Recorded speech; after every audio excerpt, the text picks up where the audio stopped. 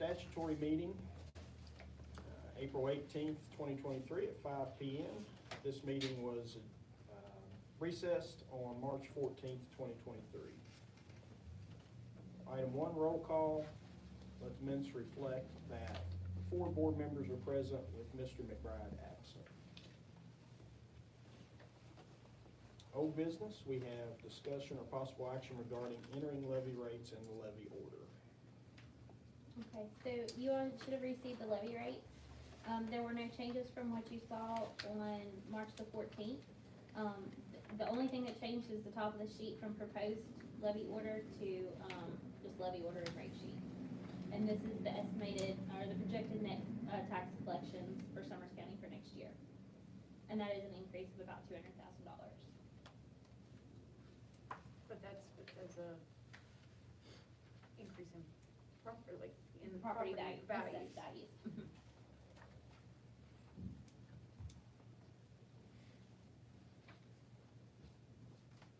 Make a motion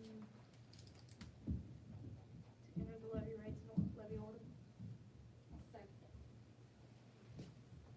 Have a motion by Mrs. Harvey, seconded by Mrs. Farley, that we enter the levy rates and levy order. Any further discussion? All in favor, please say aye. Aye. Opposed? Abstaining? Let the minutes let the minutes reflect by 4-0 vote that we have accepted the levy rates and levy order. Item 3, new business, budget hearing for 23-24 budget. Okay, so I just handed you all the proposed budget that has been put together for fiscal year 24. As you can see, the first line item is what you just voted on for the levy order, which is the $3.5 million, which is estimated taxes that we will collect. And that does take into account the uncollectibles. So typically, I think it's 2% is what we use and have used historically. I'm sorry, 3% for the uncollectibles and 2% for the tax discounts if they're paid, everything's paid early. $20,000 is a very conservative amount for interest. Already this year, I think we've collected close to $30,000 in interest, so that is a conservative amount for that for next year. The next line item, which is the 6.4, is what we will be getting in, that's part of our state aid payments that we are getting from the state. The total that we will be getting is right at $7 million, but it's divided up into a couple other different sections. So this is the part that goes into this line item. The next line item, which is the $3 million, that is, part of that is unfunded retirement. We don't actually see that money that will come in. That is a line item that we have to put on our books, but that money doesn't come to us and we don't pay that money out. Also in that is our PEI premiums and any that we get as part of state aid to pay for the employer share of the health insurance. Then as we go down, these are all positions. So as you see, there's the $6 million. Those are all teaching positions. As we go down even further, there's these different line items that we have. There's transportation, that's a big one, is $1.7 million. Not Title I, but special education. You do see that we have the 21 teachers across the county, and so on as we go through everything. The one thing that is not in here is any carryover.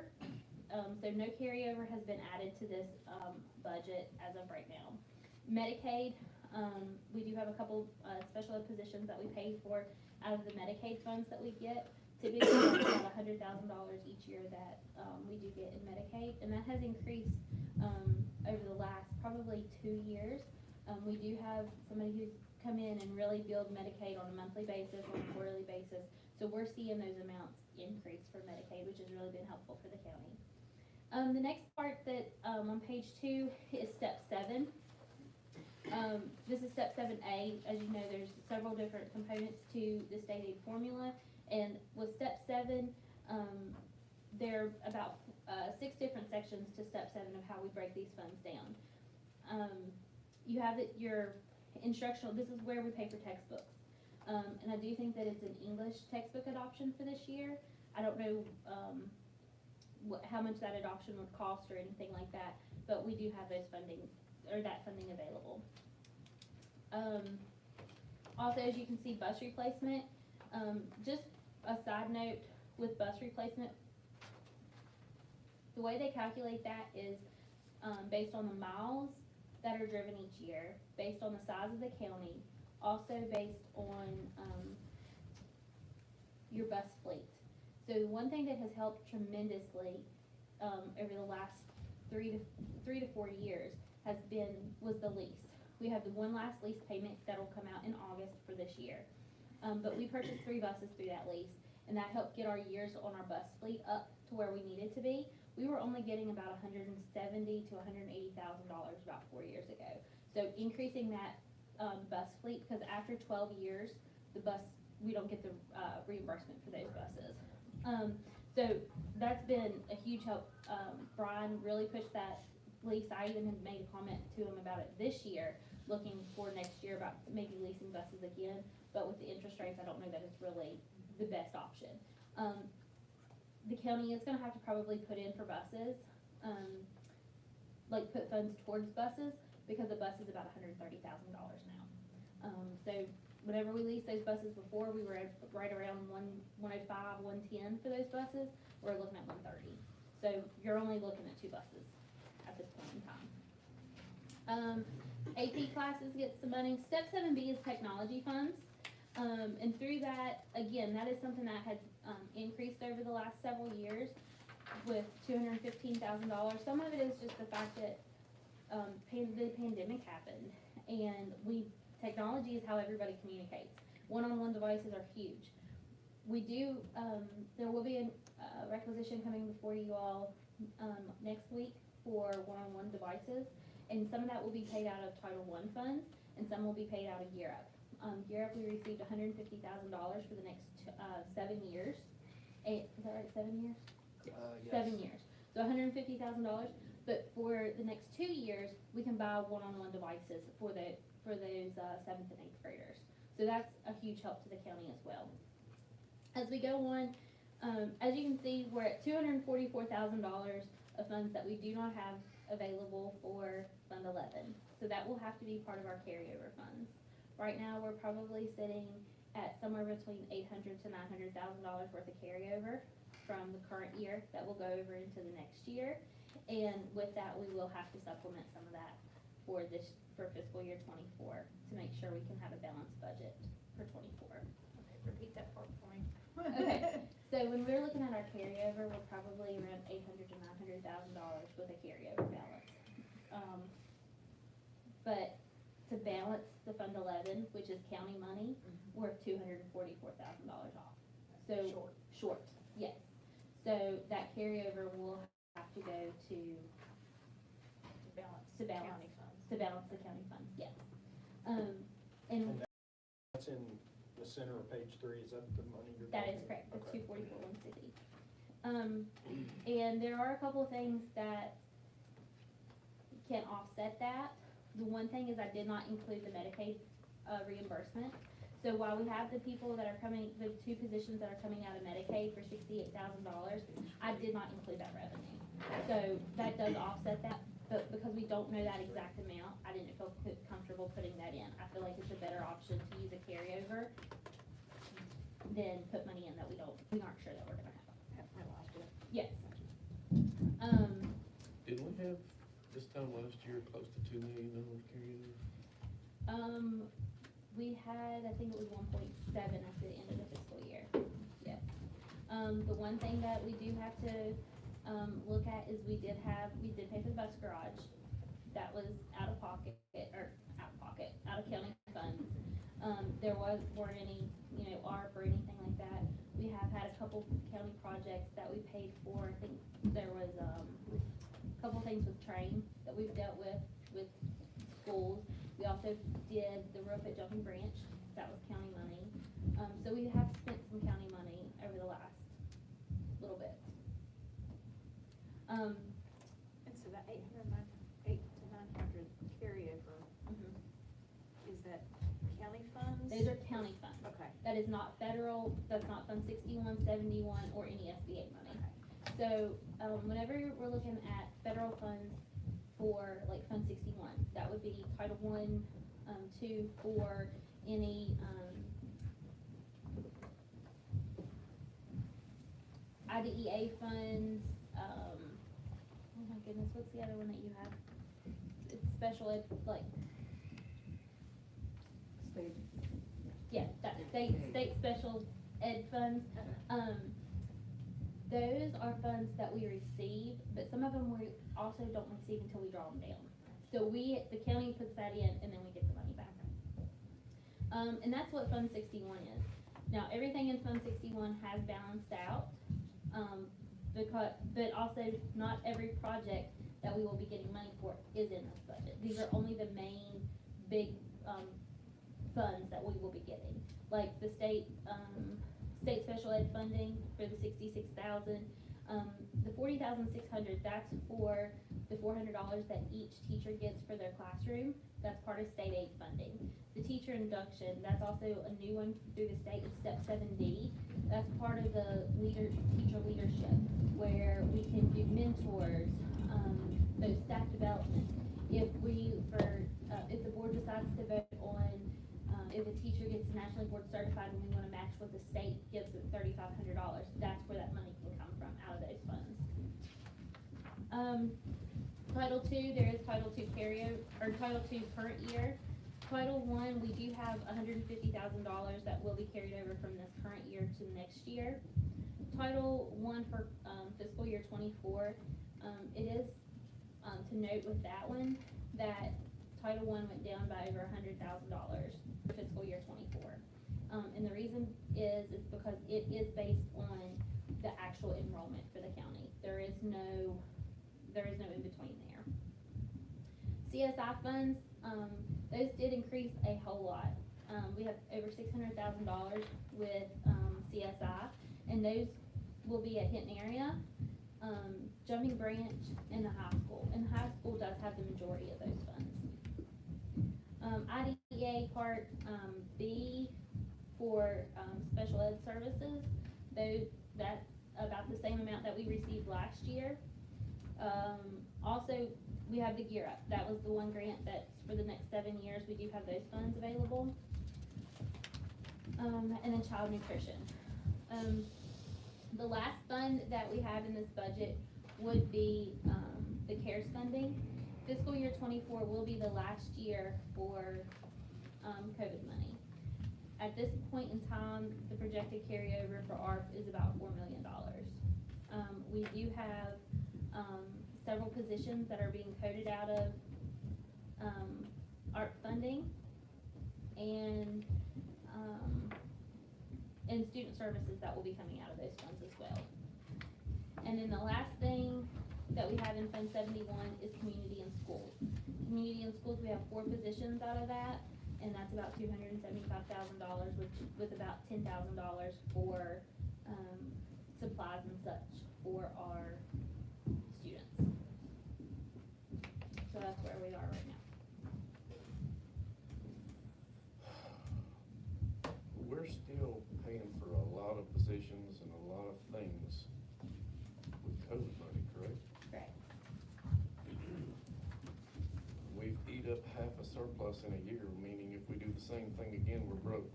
We've got a lot of fixing to do. Well, we're 10 positions over professional. When I first came here, we're getting back to where we were. The 10 over professional was at 6 to 8 service.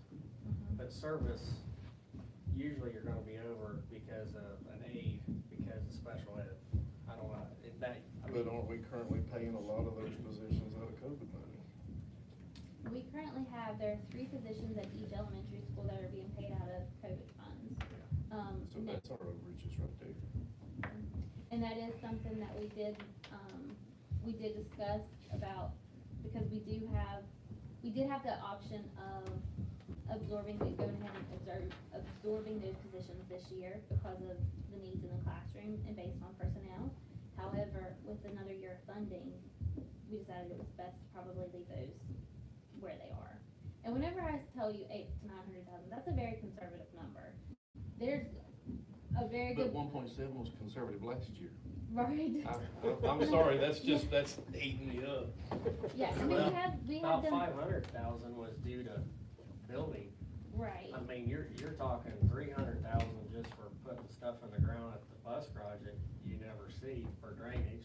Well, and we're talking about 50,000 to go towards CT roof if we get the SBA money, right? Yeah. In the future. I guess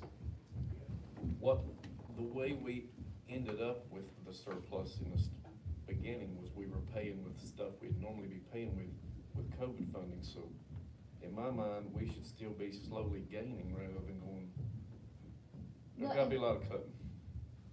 and there are Next year, yes, yeah, every county is gonna, every board and every superintendent and every CSBO, next year at this time, you're gonna have people coming to personnel hearings because there's a lot of jobs gonna be lost.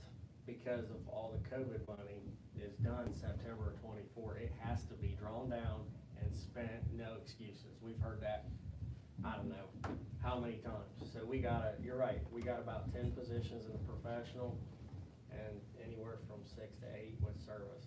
Now, some people will retire, so we can absorb that through attrition or get a job somewhere else. The problem is you don't have a perfect situation, because you're still gonna be over somewhere where someone loses a position. I mean, it's just how it works, but this year you won't have anybody here at the hearing complain about their job. It's next school year where you're gonna see a lot of that. Tell me again about the elementary schools, the positions. So currently, we have 3 positions at each elementary school that are paid for out of COVID funds. And there will be some adjustments that will be made at the end of the year that will transfer funds, that will be county funds, that will go to ARC. So when there is that money, that will bank some more county funds. But right now, they may be paid out of county, and then we can transfer those funds, or transfer those expenses to ARC funding. Because my concern is that I don't know that we can spend everything that was originally planned. So some personnel will have to be moved to ARC. Yeah. Those positions at each elementary, were they created when we received ARP funding, or were they positions that were already there and we? So the positions were already there. However, instead of paying for them out of county funds, like Talkett could have had 2 split grades. So instead of having those split grades, we had regular classrooms to address the learning loss, so that we had smaller classrooms, more individualized attention based on student needs. And then we added an itinerant position at each of those 3 locations, or the elementary schools, to make sure that those students were getting the help that they needed as well. And another thing to note too is we've had, at least from my perspective, I think we've had a rise of special education teachers that we've needed, because students are coming to us different than what they were, 5 to 7 years ago. And there are needs that are needing to be met. So sometimes, one student might throw a ratio off where they can't have more than 6 in a classroom, or Level 8 or 12. right, or at the high school, not having pull-out services, but actually having the co-teachers in the classroom. So there are some of those things that are happening, and those changes that are being made, that where we are seeing, because I know whenever I looked at the special education line item, I was like, wow, that's a lot of money. It's a couple $100,000 more than what we had last year. But whenever you're looking at the needs of the students, that's kind of where we are. Does that, in the classrooms where you can only have a fewer amount of students, does the state aid adjust for that? There, at all? no, because we only get based on 1,400. Yeah, they've already adjusted by giving us The for state 14. special aid, or special ed. Well, Does like the that- IDEA funds or the other, state aid special education, I just know it as 02311. Those funds, there is a small increase each year on that, but I don't know how But that not funding. enough to Some of make that up is for based on full-time December 1 child count. So the funding we'll get is based on last December 1's child count for special ed. So it does fluctuate based on the number of students as of December 1st. And then is there any of that that could be addressed through some Medicaid reimbursements? Yes, so that is one thing that we have been doing over the last couple of years. Like, the quarterly ones that we get are like $500 or $600. It's not a huge amount of money. But when you're looking at $100,000, you're looking at probably 2.5 positions for a year. And So the that's thing, something. the other thing too is, all the schools are saying the same thing, we're seeing an influx of special needs Right. because, well, when you have an opioid crisis like we've had, now we're seeing the result of that because people who are on the drugs also now make babies. And those babies are developmentally impaired. I don't know how else to put it without getting too crude, but now you got kids coming to us with high needs, and so it's an epidemic. The world's changed. Sure has. Okay, so, any more questions? Thank you, Lauren. You're welcome. And one other just thing to keep in the back of your mind is even though we are funded at 1,400, the actual needs in the classroom and at the school we may not need to spend based on 1,400. We may only need to have classroom positions to only what our actual enrollment is. And that's a way to help with county funds to make sure that you do have a little bit of a cushion, because even though the state's given for 1,400, we may only have 1,300 that we need to service. So, and this will, everything will be balanced and put together, and then you will have it brought before you at the first meeting in May for approval. What is our current enrollment? 14 or 1320. right in Sounds there. right, just a little over 1,300. Do we need to That will take be any- off October 1, so it could have went up or down a few since then, drastically. Do we need to take any action on this? All right, Mr. McBride, you're on for item number 4. Time is 5:22, I'll make a motion to adjourn. You go on. I'm saying aye. I'll get there eventually. That was hilarious. That's funny. We'll now call to order the special meeting personnel hearing agenda, April 18th, 23. And roll call, let minutes reflect that all 5 board members are present. Mr. Bergen, would you lead us in the pledge of allegiance? I pledge allegiance to the flag of the United States of America and to the republic for which it stands, one nation, under God, indivisible, with liberty and justice for all. Item 3, approval of agenda/adjustments. I would like to make a motion that under service personnel, that we pull out Adrian Connor and Joe Farley and do those two separately because I am employed by Adrian Connor on a part-time basis to babysit and Joe Farley is my husband. Okay, I'll second that motion.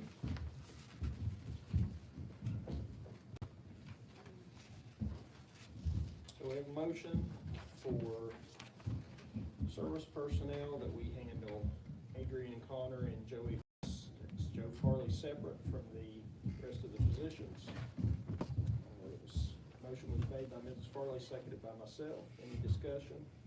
All in favor, please say aye.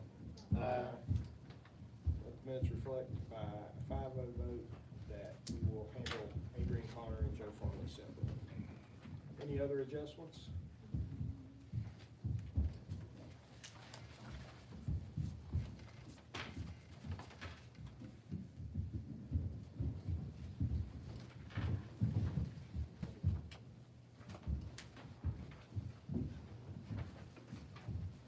Make a motion, we approve the agenda with the aforementioned adjustments. Second. Have a motion by Mr. Brogan, seconded by Mr. McBride, that we approve the agenda with the aforementioned adjustments. Any discussion? All in favor, please say aye. Aye. Opposed, abstaining, let the minutes reflect by a 5-0 vote that the agenda has been approved with adjustments. Item 4, new business personnel hearings. to our personnel director, Mr. No, Davis. no one requested a hearing, so you can move on to item B. Thank you. Item B, workforce realignment.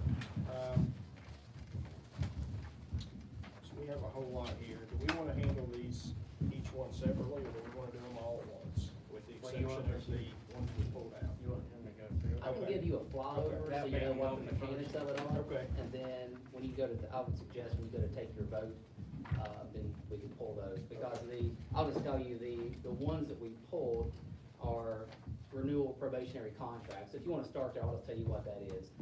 By law, is service and a professional personnel, or employee, for their first 3 contracts, you go first, a second, a third, then a continuing. So each year, they are brought before the board, to reapprove their contract. And the only thing we have to do is, really the only sticky point there would be if we're not gonna renew someone, then after May 1st, we have to provide them notice that they weren't renewed and why, and then they could have a hearing. We don't plan to bring them before you like that, so you're just gonna get people that, all of our probationary hires that are gonna be reapproved. So that's what that list is. So that's the easy part.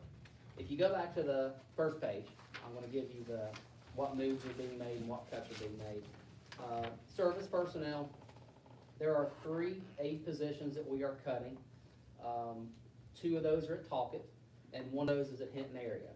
If you would go down to the bottom of the page to service personnel transfer, that employee's position was affected at Hinton area, and she was not senior enough to keep a position in the building, but she is more senior than other aides in the county. So we just put on transfer. She is not placed in a position. By law, they have to be posted, and then you could have some shuffling all summer. We did last year, and we may not have shuffling. That's how the service side works. So there is mathematically a job for the employee under transfer. So that's why one of these up here has been moved out and riffed to make way for that position. But the cuts there, countywide, are 3 positions under service. Under professional reduction in force, we have cut 2 teaching positions at Talcott Elementary based on numbers. That's what is there under professional transfer. However, one of those people who were the lowest 2 in that building at Talcott has already bid into a job elsewhere in the county, so we're just not going to repost that position. There was no action needed to be taken because that position has been vacated. Or is going to be vacated for next year, not currently, but already for next year, so that's pretty simple. The one question you may have is the professional reduction in force. This is the part of the law that for us doesn't make a whole lot of sense, but it is what it is, and I verified it with Mr. Marone, our legal counsel. When you bump someone on transfer on professional, they have to go into a position occupied by a person.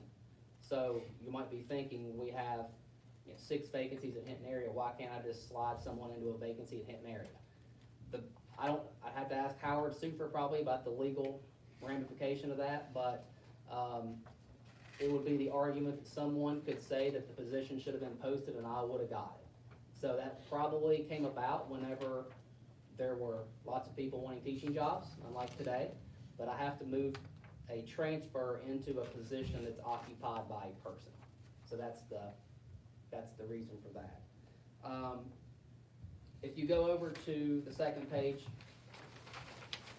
the mutual reassignments with elementary school, because they are certified the same across the board from K to 6. There's a rule in the law where you can move people if there's enough seniority through the grade levels. And our council always writes, they call it the anaconda rule.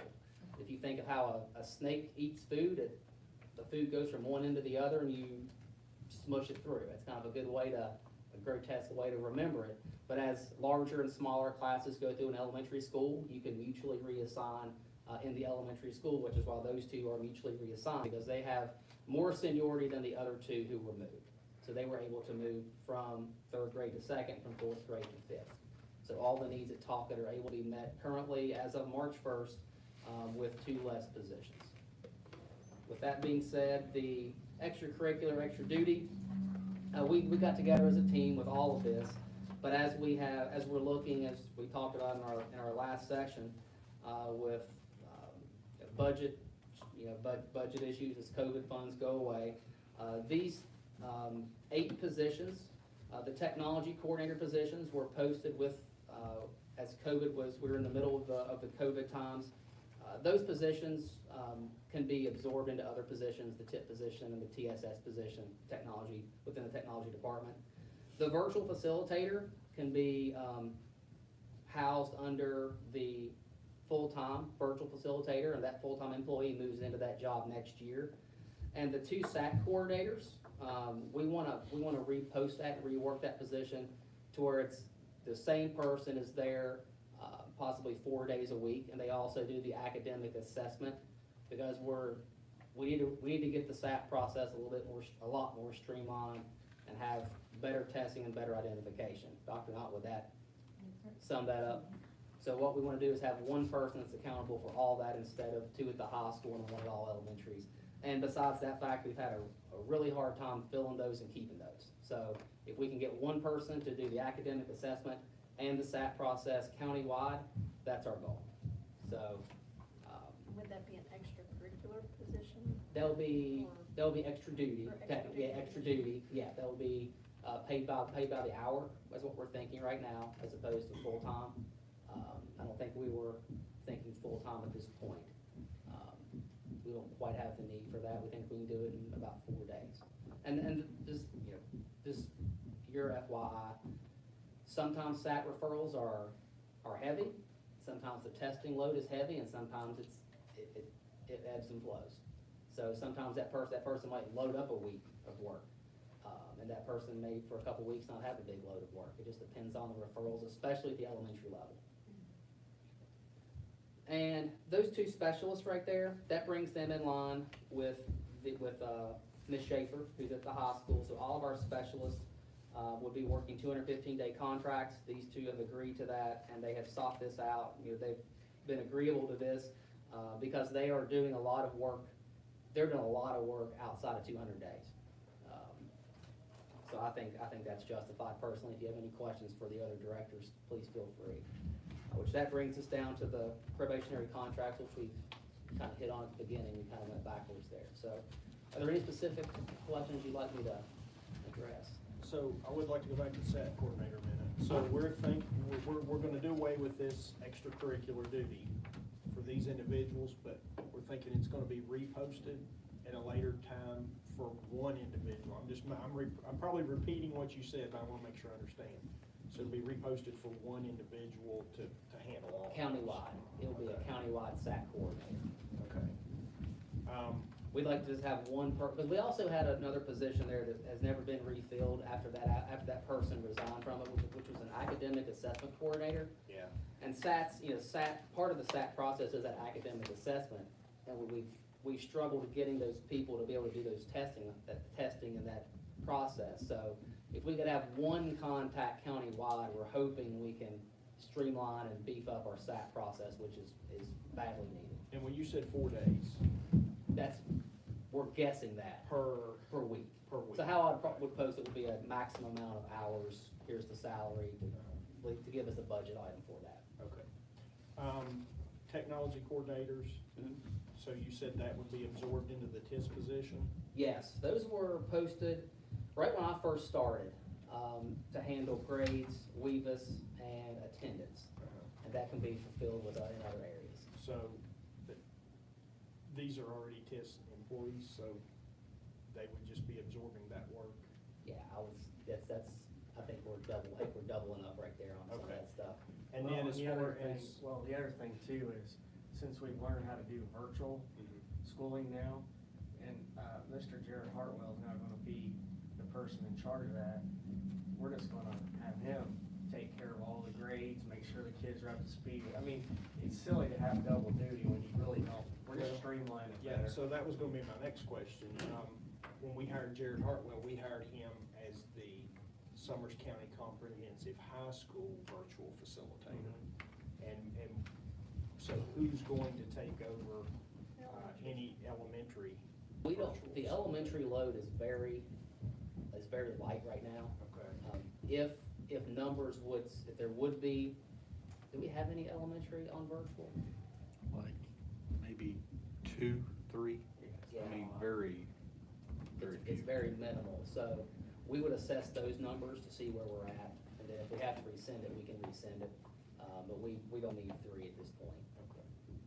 We try to discourage elementary, cause that virtual, you really need more hands-on and be in the classroom. I really believe that with anybody, but usually when you get to secondary, it's a little more flexible.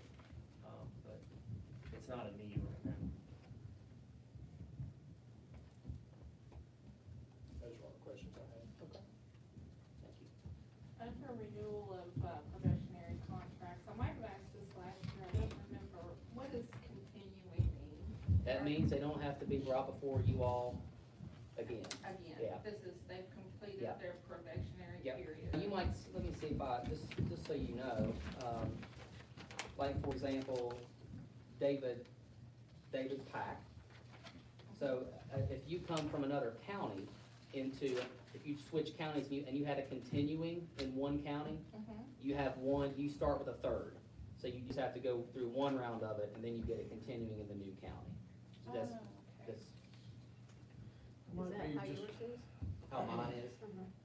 My contract, mine was done last year, so, in my second year, so I don't need one. I might just be making this up. You can vote on me if you want to, but. Aren't we required to read names on the renewal for the probationary contracts? What do you mean by reading it? I thought we've always done it, actually read the names out loud. If We you did guys, last year. if you guys want to. I mean, the thing that I want, I just thought we were required, maybe I'm wrong. Well, since On all of them. it's been posted, people know all this, it's up to you all, if you wanna read them, that's your call. I'll read them to you. I'm forced, Mr. Sorry, I just know No, that's. no, the way that's it's been fine. done. I'd rather do it and not. You just wanna know if you can say their Not do it. names. Just don't forget to hold the two. Yeah. All right, any other questions?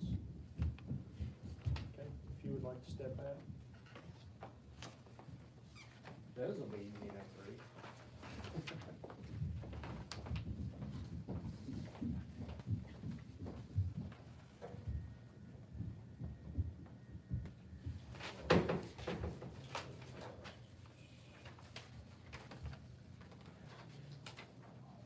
All right, so we have before us,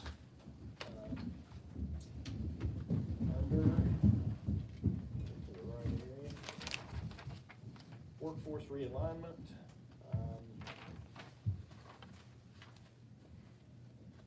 Renewal of probational contracts for the 23-24 school year. Under service, we have Adrian Connor and Joe Farley. Make a motion that we approve the third contract for Adrian Connor and the continuing contract for Joe Farley.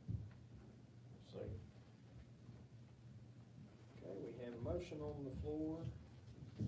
Mrs. Harvey, seconded by Mr. Brogan, that we approve the 23-24 third contract for Adrian Connor and continuing contract for Joe Farley. Any further discussion? All in favor, please say aye.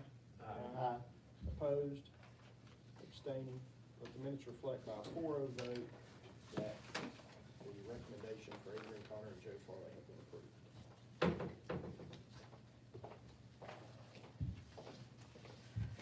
All right, so we have before us now, the workforce realignment for 23-24 school year. The first item is, under this, is termination of contract at the end of 23-24 school term due to reduction in force.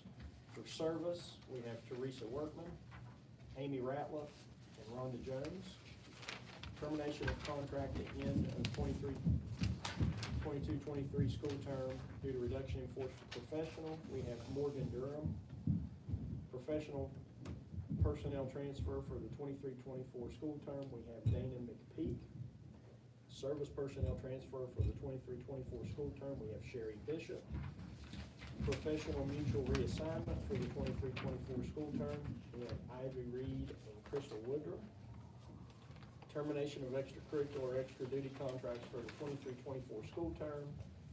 We have Nathan Smith, Christy Schaefer, Amy Smith, Christy Schaefer again, Amy Weichel, Amy Smith again, Ginger Blankenship, and Kristen Richmond. Contract modifications for the 23-24 school term, Kristen Richmond and Crystal Richmond. Renewal of probationary contracts for the 23-24 school term, professional, Cassidy Berry, Jessica Bishop, Ginger Blankenship, Hetty Blair, Carla Boone, Linda Boyd, Lourdes Casto, Amanda Coe, Savannah Connor, Mary Elkins, Joshua Evans, Selena Foster, Caitlin Gratian, Sierra Heights, Melissa Jacobs, James Johnson, Jennifer Jones, Amy Justice, Hannah Kinsey, Pearl Knott, Ronald McAllister, Dana McPeak, Douglas Nickel, David Pack, Jessica Pack, Jacob Persiani, Derek Posich, Ivy Reed, Danielle Richmond,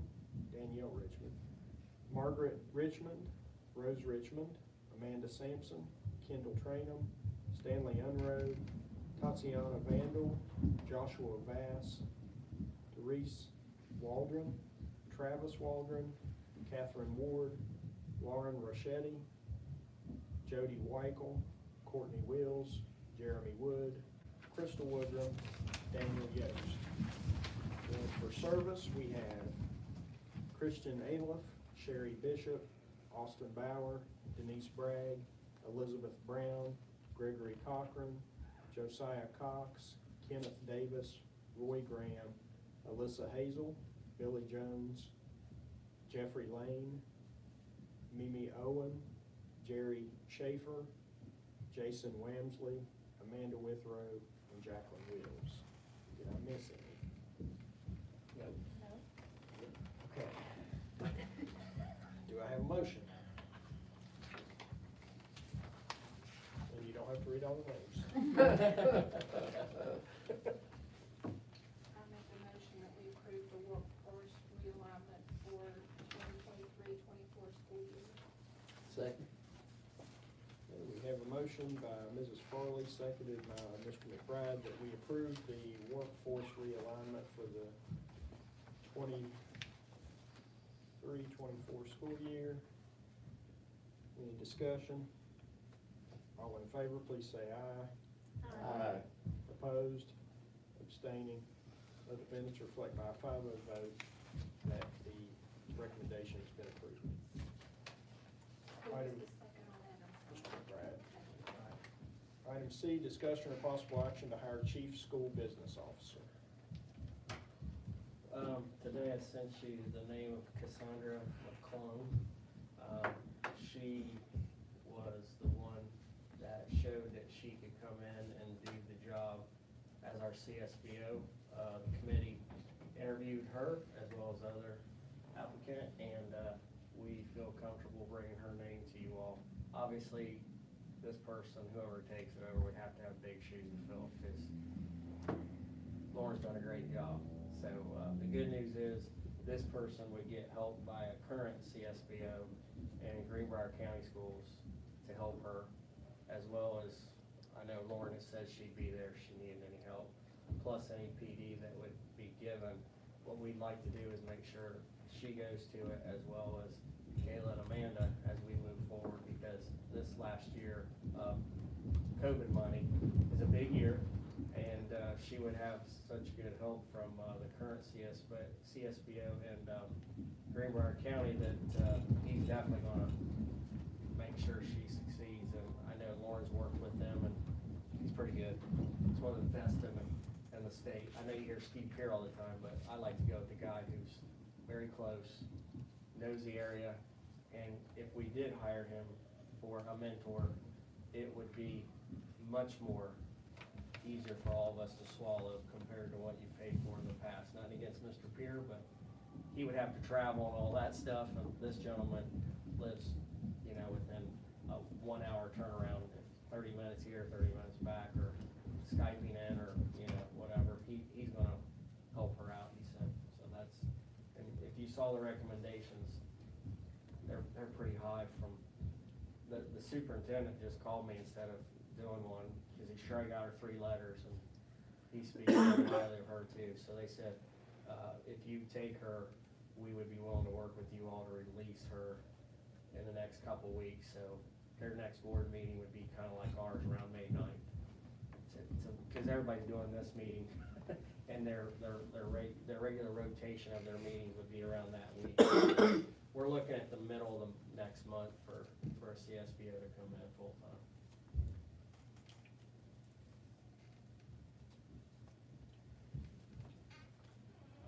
We have name before us. I would, like to make a motion, we go into executive session pursuant to West Virginia Code 6904, paragraph 2, personnel. Second.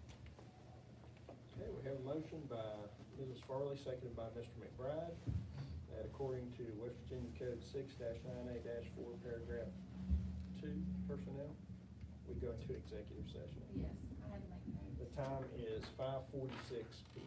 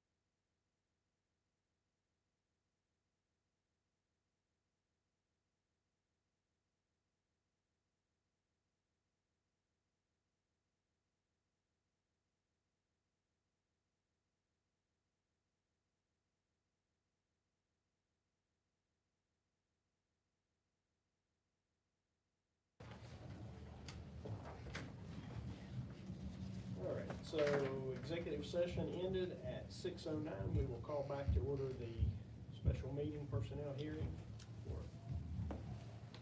So we have before us discussion of possible action to hire the chief school business officer, and the recommendation was made by the superintendent for Cassandra McClung. I will make a motion that we accept the recommendation. Also, Okay, we have a motion by Mrs. Harvey, seconded by Mr. Brogan, that we accept the superintendent's recommendation for chief school business officer Cassandra, name of Cassandra McClung. Any further discussion? All in favor, please say aye. Aye. Opposed, abstaining. Let the minutes reflect by a 5-0 vote that the superintendent's recommendation has been approved. All right, just D, we have discussion or possible action regarding Summers County Comprehensive High School addition. So I asked for this to be put on just because of the email traffic that was going back and forth, and I would much rather us discuss it in this format than potentially violate any sunshine laws, not that we have, but I figured this way we would all be on the same page. Moving forward, well, we'll talk about that later. So let's talk about this. So how are we on concrete? Okay, so let's go to May 9th first. Okay. I'll start with May 9th. That's next month. I'm having Kevin Radford, the owner of Radford & Radford, give you guys a full disclosure of everything that is going on with the concrete and the work. And then you guys will have an opportunity to ask questions.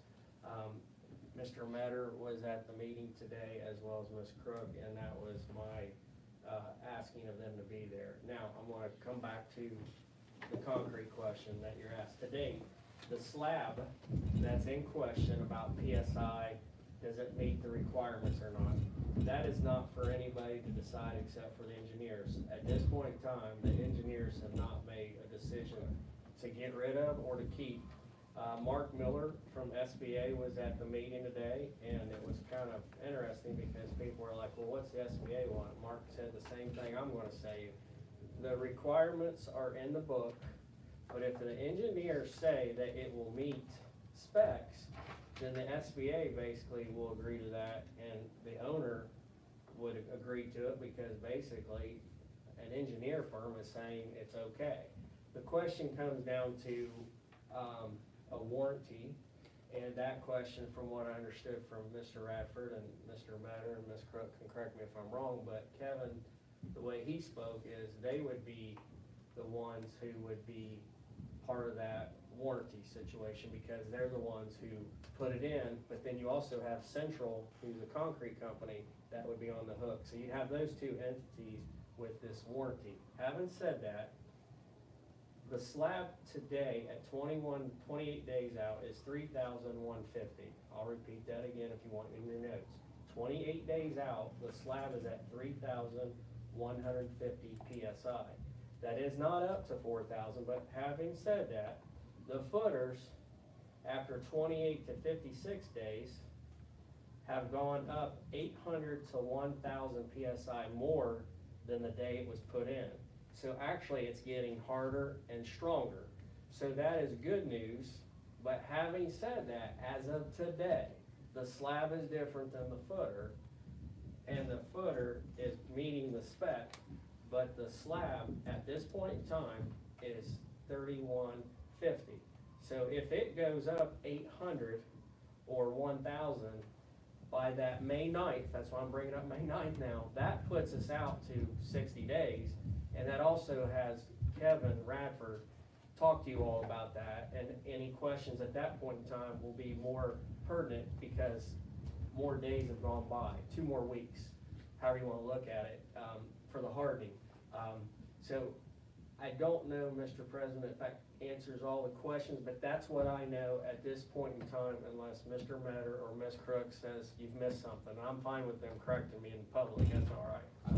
Just to reiterate what you said, the structural engineer determination is what the SBA would go with. And have we received that yet? No, ma'am. No, No, ma'am. no, nothing's We're in waiting on writing. that. but we're still building. Correct. Correct. That scares me.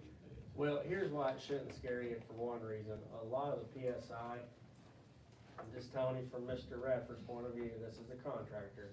He said the PSI requirement for the current building that you all been using since the day, well, Chad's graduation class was in there, has been around 3,000 PSI. Now, these are newer requirements and much more stringent criteria. Having said that, I'm just telling you what I heard today, and if I didn't hear that correctly, are you two hearing the same thing he said, basically? I mean, that's what I understand. And then you all can ask him those questions on May 9th, because I told him, I think it would be better if you're there on the 9th, because we're already gonna have an LSIC meeting at that building. We're already gonna be talking about that facility anyway, so it's gonna be all about that. So when we do the 5 to 6 with LSIC, the 6 o'clock, we'll have him do a presentation. I also said it might be best if we all get up and go out and look at the property, because you can go out there right now and walk that property. You shouldn't do that without, obviously, people that work there to tell you you're okay to go out there, but I think it would be good for you all to do the good old fashioned, show and tell and talk and have a discussion because of what you said, Mr. Angel, about emails. But my point of emails is for people to understand it's for your information, as I know at this point in time. But I can tell you right now, I've learned an awful lot about concrete and PSI.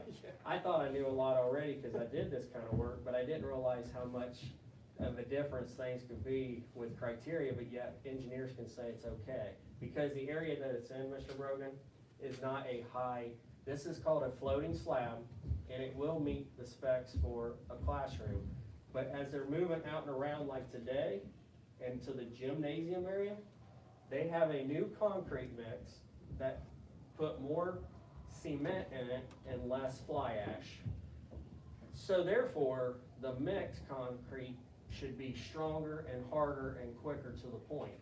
Now, that makes me feel better that they're adjusting that, because now as we go to the bigger area, that has to hold, because that's gonna have a lot of weight carrying on a gymnasium and that part of the building, if that helps you out with everything. Well, that's one thing I've mentioned to you a couple times in text, maybe we need to shoot higher. They are, Well, they are. I will say this, there were some additional footers poured, with the new mix, and the 7-day break was already at 4,100 PSI. So the- You took my next bullet point. Sorry. No, that's good. So the new mix is actually working.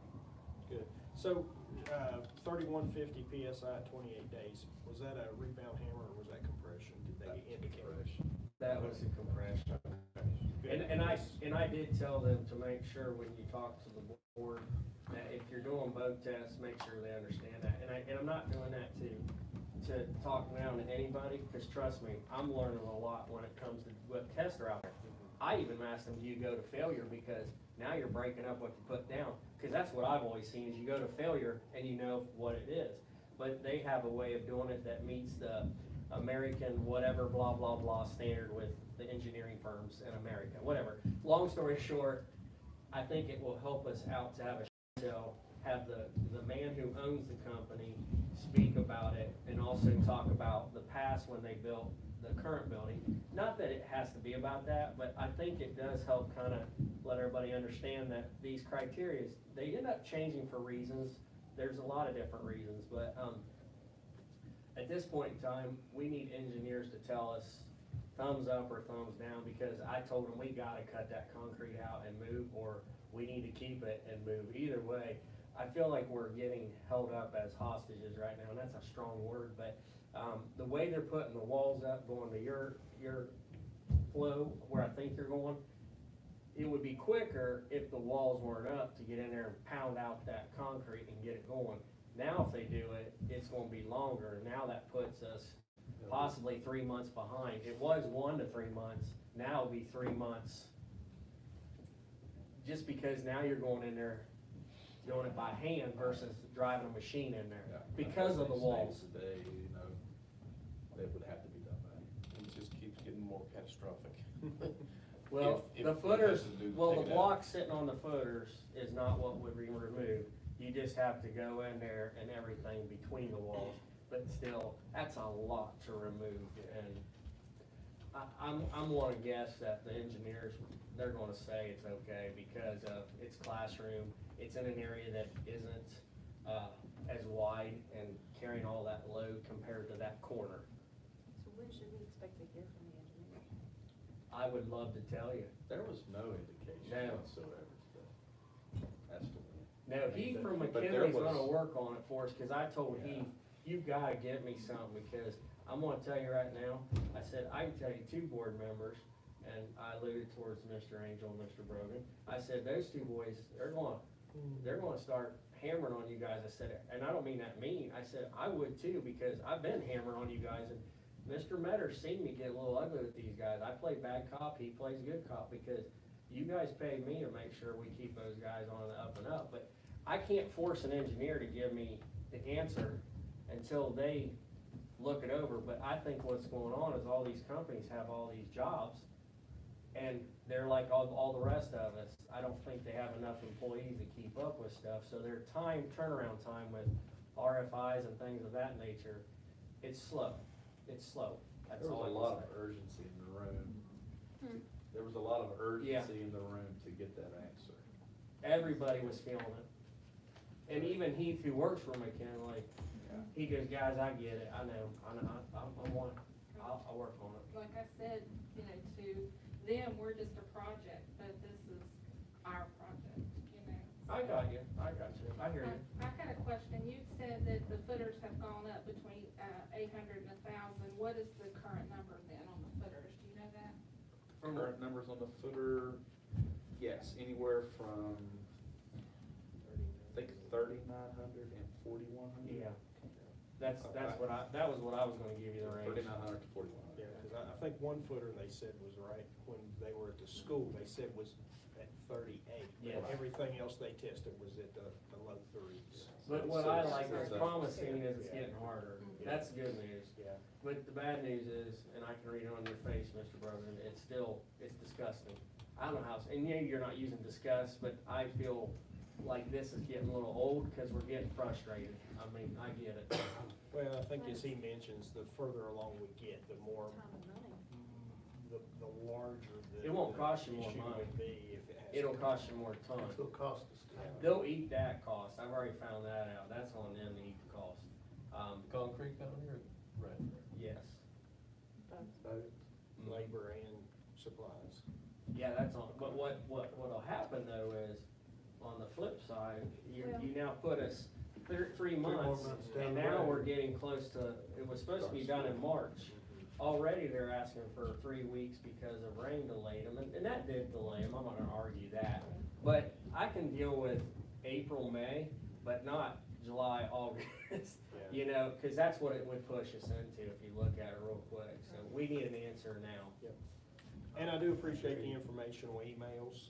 I just didn't wanna get into too much discussion in those emails. Well, the So thing keep- is, though, keep the informational I will, I'll emails keep them coming. going, yeah, cause you guys aren't replying, I want everybody to know that, you Yeah. guys are doing a good job, just saying, okay, here's what's going on, and this is for you to chew on. The problem is when you chew on it, you feel like you're choking, cause you're like, where's the water, Dave, help me out, I need to swallow it, and it is a lot of information, but if you were in that room today, you would feel everybody was wanting some answer from an engineer to give the green light and put it in writing.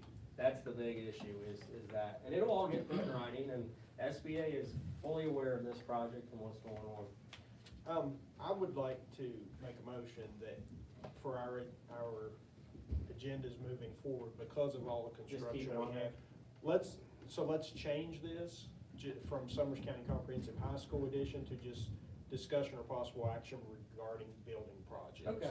That way we can, anytime information comes in at the last minute during a meeting, we can discuss it, not be out That's of fine. compliance. You don't have to make a motion or anything, Okay. it's duly noted, I'll just put Okay. it on, cause it's not an actual, you don't wanna act on anything tonight. Okay, I yeah. mean, so unless you just- do. No, let's just put it on the agenda just as Okay. a floating item. I can do that. ongoing. And if you wanna do it, you know, just before your superintendent report, and then you can lead right into your superintendent report or wherever you want. What I'll probably do is, if you guys don't mind, how about we do it at presentations to Okay. give it the time it needs? Cause at the end on my superintendent report, I do go a little quick, because I know it's been long and all that, but if you want to put under No, that'll be presentation. fine, because that way if we need to bring someone in from one of the Yeah. companies, we can have. Get 'em all the- yeah. Tie-in, That'll that's a work. good idea. And then we can have Mr.